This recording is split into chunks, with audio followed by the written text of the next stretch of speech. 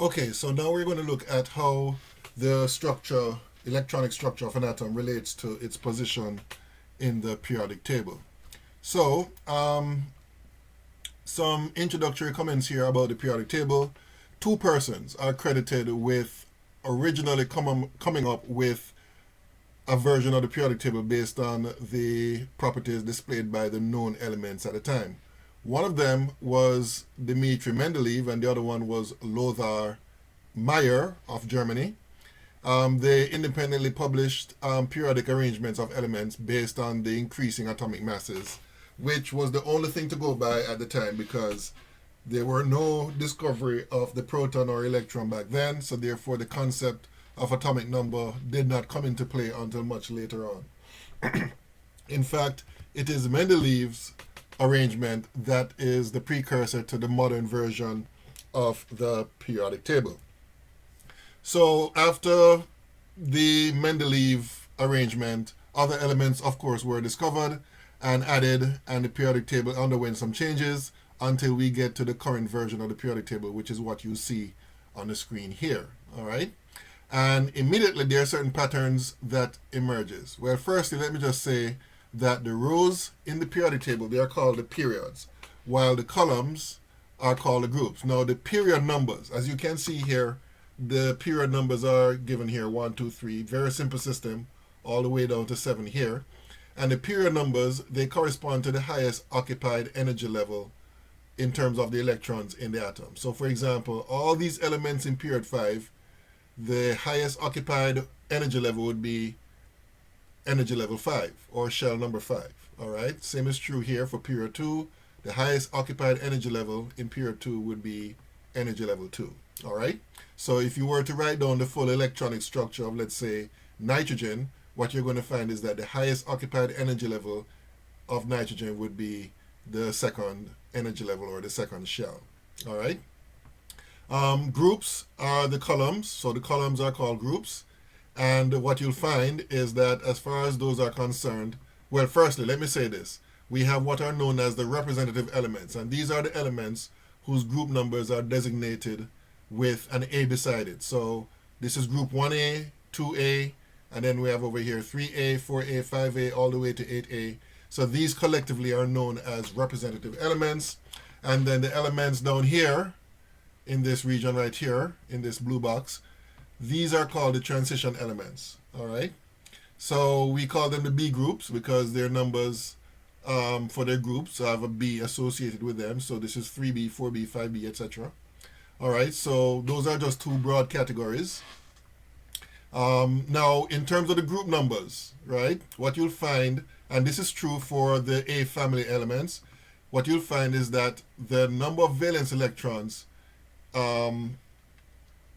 would be the same for each element within a group. Now, let me just show you the definition of valence shell, right? The valence shell of an orbital, or of an atom, I should say, would be the highest occupied energy level, all right?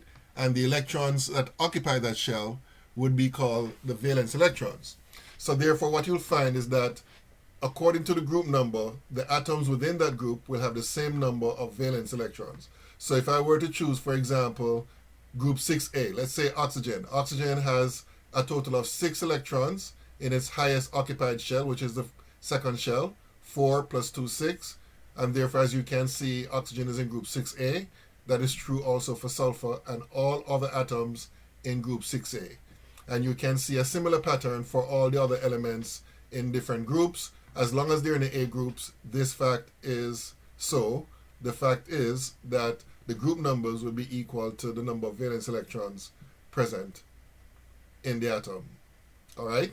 And what we also know is that the group number also has some influence on the reactions, chemical properties of the elements within that particular group, right? So what you'll find, for example, is that elements in group 6A, they tend to behave chemically the same way. They tend to form the same kind of compounds.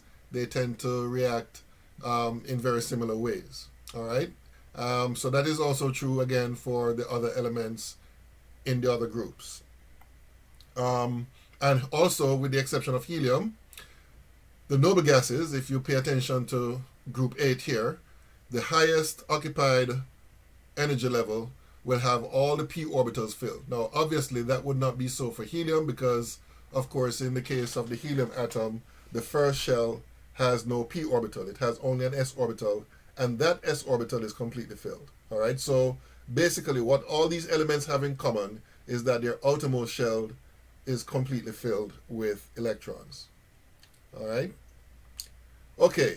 Now, as you can imagine, for larger atoms, writing out the entire electron configuration can be a very lengthy process. So, what we can do is write down what is known as an abbreviated version. All right. Now, the way we do that is as follows. Now, the example I'm going to use here is boron, which is a relatively simple example. Now, if you were to write down the full electron configuration of boron, this is what it is: 1s2, 2s2, 2p1. Now, to write the abbreviated version, what you do is that you consult the periodic table and you look for the group 8 element that comes before boron, and that element will be helium. Now, helium itself has an electron configuration which is basically 1s2. And as you can see here, 1s2 is a part of the electron configuration of boron. So therefore, to write the abbreviated version, we replace the 1s2 with the symbol of helium in parentheses, and then we write down the rest of the electronic configuration, which is 2s2, 2p1. All right? So this is the abbreviated version, and this is the full electron configuration of boron. All right? Now, it might not look like much of a difference between these two in this case, but for heavier atoms, such as sodium, you're going to see the difference between the abbreviated version and the full configuration. So for sodium, this is the full configuration of the sodium atom.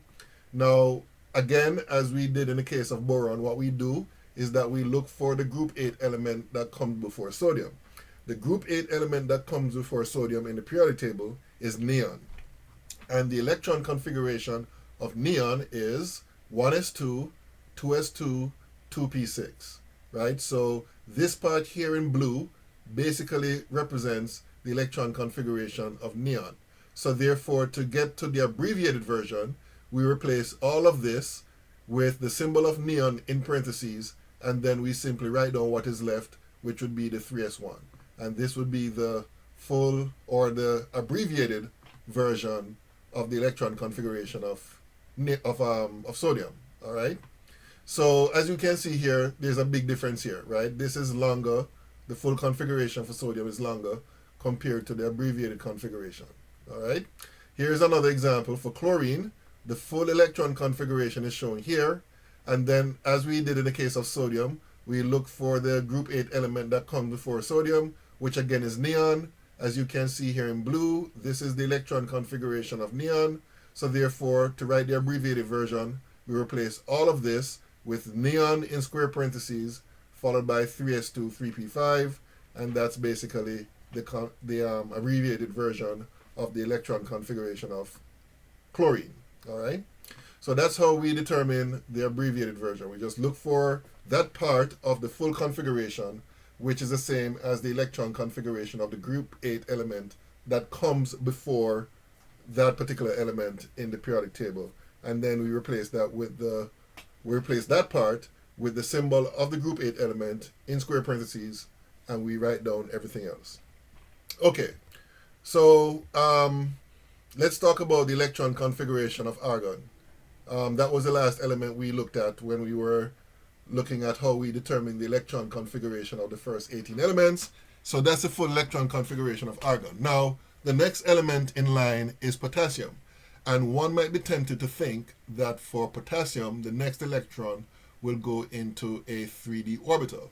Well, it turns out that that's not the case. Instead, the electron will go into the 4s orbital, right? So for potassium, this is the electronic configuration of potassium, all right?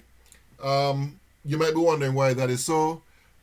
The simple answer is that it turns out that the 4s orbital has a lower energy compared to the 3d orbital. So therefore, the next electron after the 3p6 is filled, the next electron will simply go into the 4s orbital because its energy is lower. All right. Now, this is the full electron configuration of potassium, and the abbreviated version is what you see here, right? Because of course, this part here is the same as the electronic configuration of argon, so we replace this with argon in square parentheses, and then we write down what is left, which is a 4s1. All right, and then the next element is calcium. That's a full electron configuration. This is the abbreviated version. All right. Okay, so how do you remember the order of energies for the different orbitals? Because as we said before, after you add an electron, after the 3p sublevel is completely filled, the electron that is added next will go into the 4s sublevel. So this diagram should help. All right. In fact, I would strongly recommend that you memorize this diagram. This diagram gives you the order of energies of the orbitals. And the way I used to do this, memorize this when I was a student, is that I would write down 1s, 2s, 3s, all the way to 7s like this. And then I'll start here, 2p down to 7p, then 3d to 6d, then 4f, 5f. And then I would draw the arrows. So to establish the order of the energies of the orbitals, you just follow the arrows from tail to head. So the first orbital will be the 1s, then the 2s, then the 2p 3s, then the 3p 4s, then 3d 4p 5s, then 3d 5p 6s, and so on and so forth. So that's how you determine the order of the orbitals. And then once you do that, then basically you add the electrons to the orbitals according to the atom that you're dealing with, based on the element that you're dealing with, according to the rules that we followed, the steps that we followed in obtaining the electron configurations of the first 18 elements that we discussed. Pretty much you should be able to do this for most, if not all, of the atoms in the periodic table. All right. Okay, so what I want to show you here is a version of the periodic table which shows you the different blocks. Now, I talked about the broad categories of the A group elements versus the B group elements. The A group elements, of course, are the main group elements, and then the B groups are called the transition elements. But there are some further subdivisions that we can identify. Now, let's talk about this region right here, the transition region, which is shown here. Now, these elements, if you go from one to the other across any period, what you'll find is that you'll be adding an electron to a d orbital. So we call this part here the d block region of the periodic table, right? And what you'll find is that the d orbital to which you're adding the electron, the number that's associated with it would be one less than the period number. So here, for example, the period number is 4. As you can see, the orbital that is being filled in this region is the 3d orbital. All right.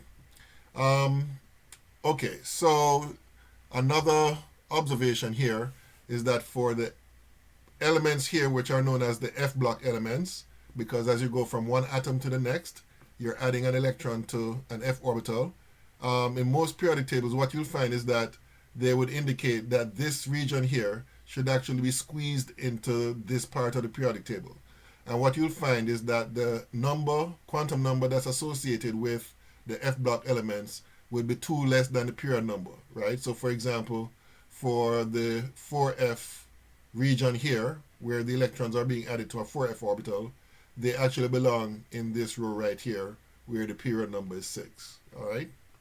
Okay, what else can we talk about? So this is yet another representation of the periodic table.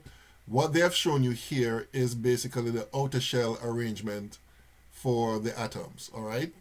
And a couple of things. I think we have made mention of the fact that the period number corresponds to the highest energy level that is occupied by electrons within that period. So for example, if you look at period 6 and you look right across, what you'll see is that the highest orbital that is occupied by an electron or by electrons would be the 6th shell or the 6th energy level. All right. Also, with respect to the group numbers, especially when it comes to the representative elements or the A elements, the group numbers would be equal to the total number of electrons in the valence shell. So for example, just to choose an arbitrary example, if you look at period or group 5A, if you look at all the atoms in group 5A, they all have 5 electrons in their outermost shell. Same is true for group 2A, for 3A, and so on. All right. The only difference between them, of course, within each group is that the outermost shell is different, right? So, for example, the outermost shell here, in the case of oxygen, is a second shell, but in the case of sulfur within the same group, the outermost shell would be the third shell, but they both have 6 electrons in the outermost shell, be it the second shell for oxygen and the third shell for sulfur, for example. All right? And that's basically it for chapter 11. So the next chapter we'll be discussing is chapter 12. Until next time.